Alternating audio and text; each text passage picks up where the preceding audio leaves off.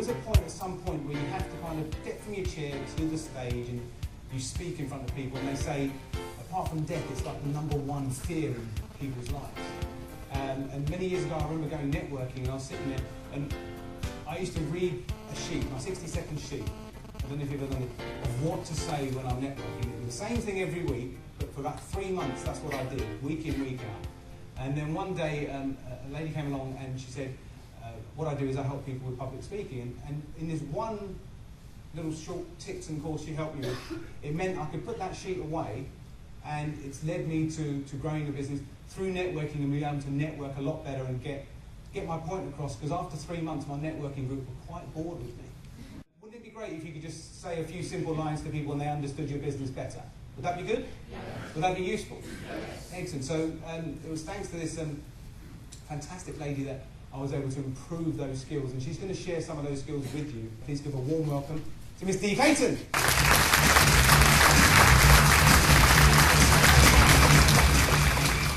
You know, when I got the after lunch slot, I was just delighted. We've been talking about networking already, and Emma told us loads about networking. Thank you very much for that this morning. Because we do all network in pubs, don't we? Yeah. I'm not the only one that's found in a pub, am I? Hands up who's had customers from pubs before. Look at that, see, great. Who says I don't have the time? Do we find the time to go to the pub? Yeah. Can I just see by a show of hands then, who are the 8, 9s and 10s? Good, nice lot of you. So look around, if these people are in your team, ask them how they do it. Done training with me before? Hands up if you've done training with me before. Okay, so only this side of the room. Clearly you guys haven't. So you might have remembered my public speaking monkey. And he's a little monkey, and all of us have monkeys, and they say to us things like, oh, rubbish. Nobody wants to hear what you've got to say. It's not just me with monkeys, is it? You do have them, right? You're boring. If you've got these little fellas, anyone brave enough to say they have those little fellas? Good. And to be honest, most of us do. If you push yourself enough, if you haven't got these little fellas, my challenge to you is, are you pushing yourself outside your comfort zone? Because every time you go outside your comfort zone, these little fellas pop up. So well done to the first-time speakers today who did get over their monkeys and do a really good job. So fantastic. Next.